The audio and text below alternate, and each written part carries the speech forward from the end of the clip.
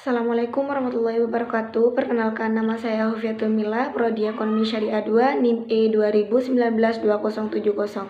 Di sini saya akan menanggapi dan mereview video yang telah disediakan oleh dosen, yaitu tentang inflasi dalam perspektif ekonomi konvensional dan juga Islam.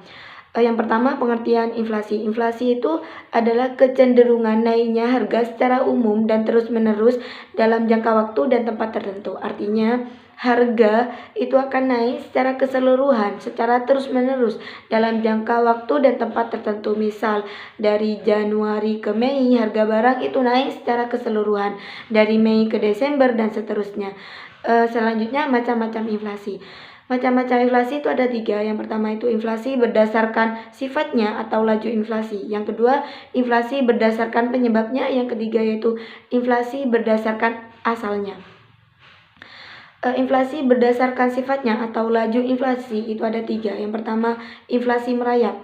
Dikatakan inflasi merayap karena kenaikan harga barang itu mencapai 1-10% dalam jangka waktu 1 tahun. Yang kedua, inflasi menengah, di mana inflasi ini kenaikan harga mencapai 10-30% per tahun. Yang ketiga itu adalah inflasi tinggi, di mana inflasi ini kenaikan harga itu mencapai 30-100% per tahun.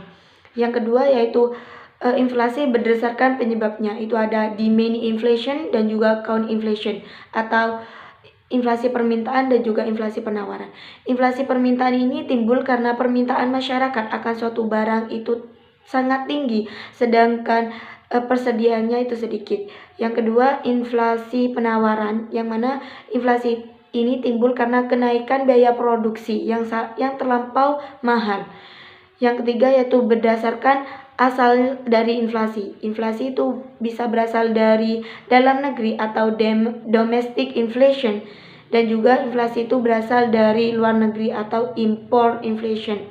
Contoh dari import inflation ini, misal kita mengekspor gandum dari luar, itu ketika inflasi itu sangat mahal karena disebabkan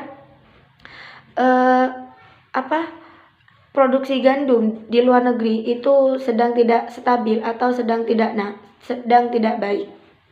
Sebab-sebab terjadinya inflasi itu ada 3. Yang pertama itu inflasi permintaan, inflasi penawaran, dan juga inflasi campuran.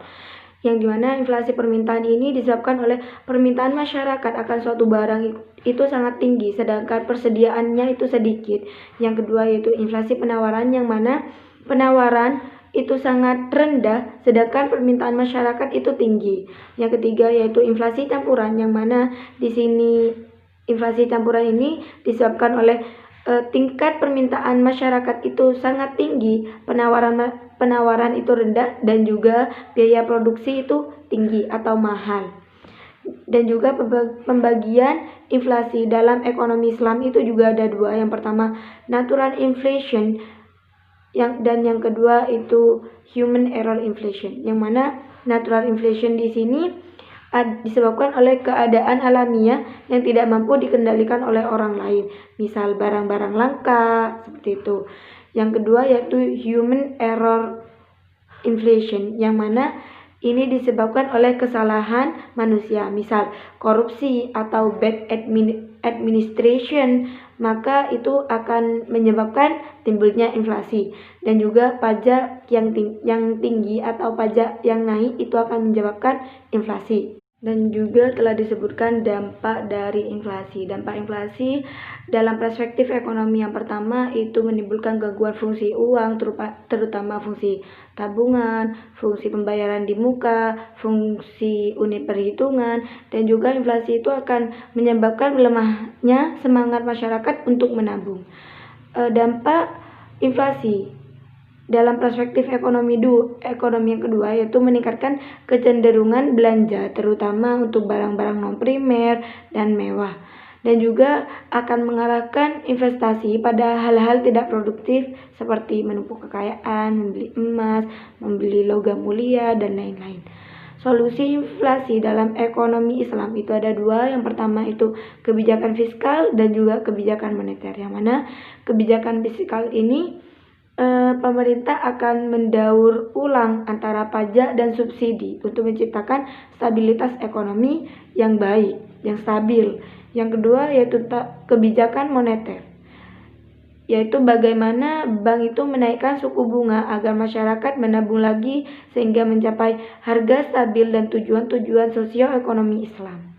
Mungkin cukup sekian dari saya, kurang lebihnya saya mohon maaf. Wassalamualaikum warahmatullahi wabarakatuh.